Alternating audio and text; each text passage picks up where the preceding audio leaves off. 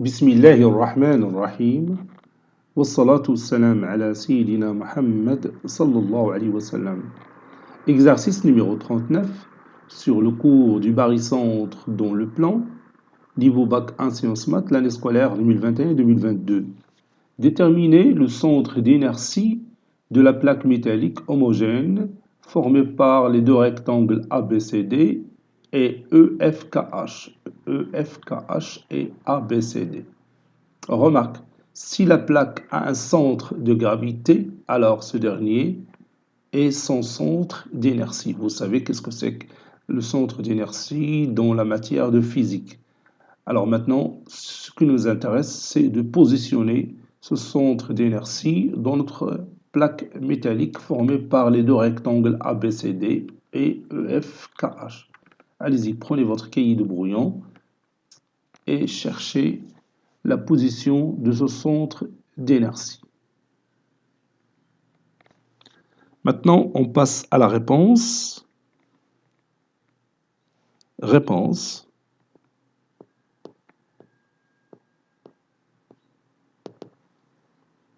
On va commencer par le rectangle ABCD. Vous voyez ici. Donc cette plaque métallique, il est homogène.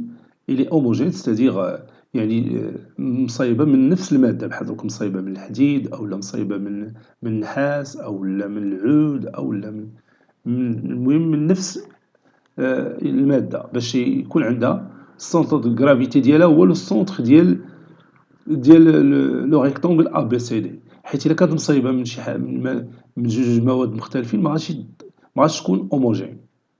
Voilà. Donc le centre du rectangle ABCD, qui est le point de rencontre de ces deux diagonales, c'est le centre d'inertie de la plaque métallique ABCD.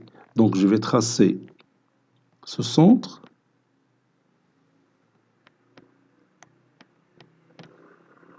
Voilà.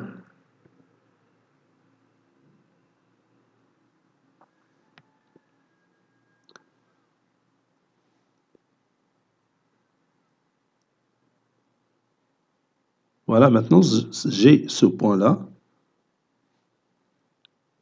que j'appelle G1.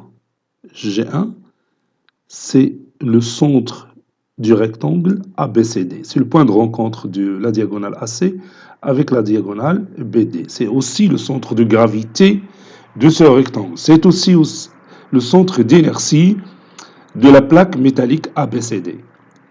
Maintenant, passons au rectangle, deuxième rectangle EFKH.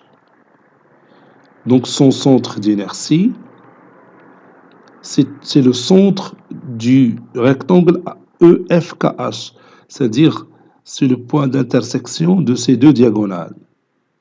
J'ai tracé maintenant la diagonale EK, puis je vais tracer la diagonale EH, FH. Voilà. Donc ce point-là, que j'avais appelé G2. G2, c'est le centre d'inertie de la plaque métallique EFKH. Donc, maintenant, je vais chercher le centre d'inertie de toute la plaque métallique qui est formée par les deux plaques ABCD et EFKH.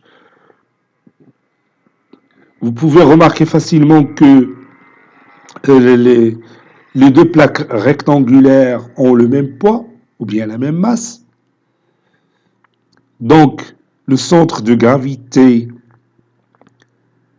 de ces deux plaques, c'est tout simplement le milieu du segment G1, G2. Donc, je trace tout simplement le milieu de ce segment. Donc, je vais utiliser cette couleur.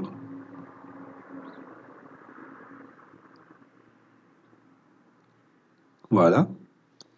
Donc, le point G que nous cherchons, c'est-à-dire le centre de gravité de notre plaque métallique, ça sera ce point-là. Donc maintenant, nous allons rédiger la démonstration. soit G1, le centre du rectangle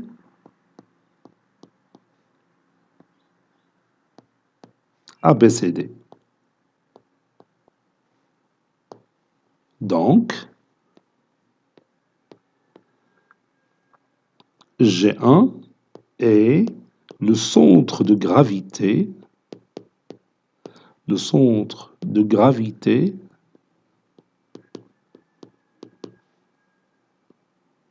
ou encore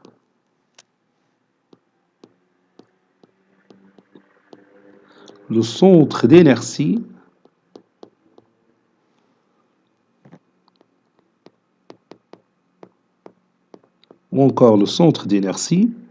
de la plaque Safiha, de la plaque ABCD.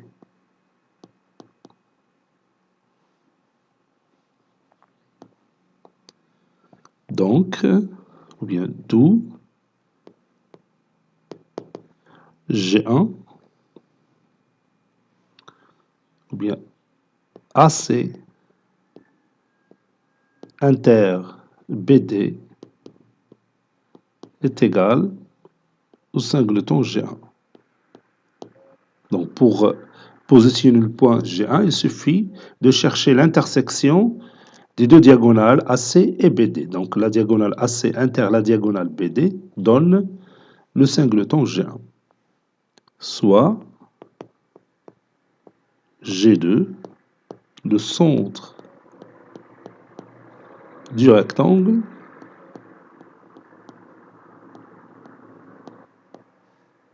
ABCD,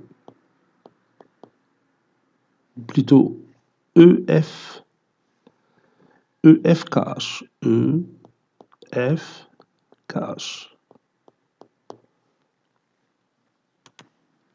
Donc, G2 est le centre de gravité,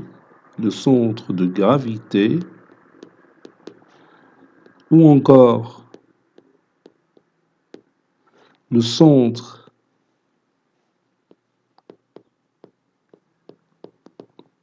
d'inertie,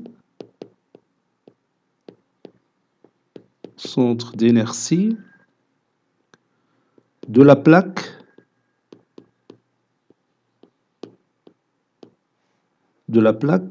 EFKH, la plaque métallique bien sûr, la plaque EFKH. D'où, si vous voulez savoir où se trouve le point G2, c'est le point d'intersection de la diagonale EK avec la diagonale FH. كيف شتي في la figure. Voilà. Les deux plaques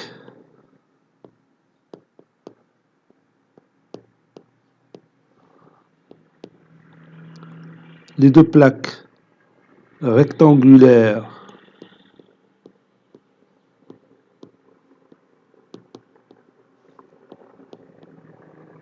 ABCD et EFKH sont homogènes et ont la même masse.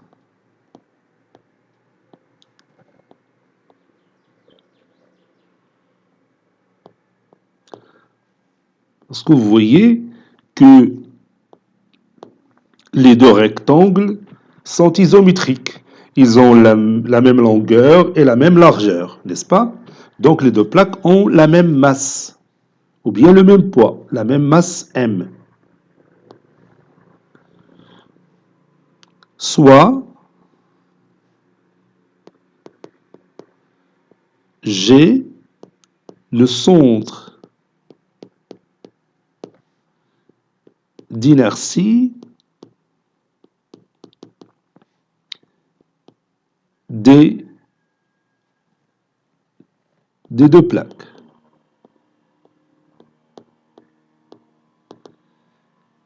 ولا نقولوا le centre d'inertie ديال la plaque اللي عطاونا في l'exercice. Hein? Donc, G, la plaque tout entière, elle est formée par les deux plaques A, B, C, D et E, F, K, H. Donc, G, c'est le barycentre du système pondéré formé par le point G1 de masse M ou bien du poids M, c'est la même chose. حيت la masse ou le poids عندهم واحد ديك la relation بيناتهم هي ديك G ديال la pesanteur. Et G2 de même masse M. Puisque les deux points ont la même masse, donc G sera le milieu du segment G1, G2. Conclusion, G est le milieu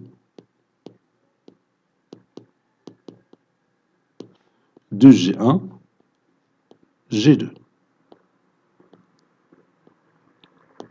Cet exercice est terminé. Il a été préparé par le professeur Abdelatif Habdou du collège Bourzeitoun Marrakech. À très bientôt.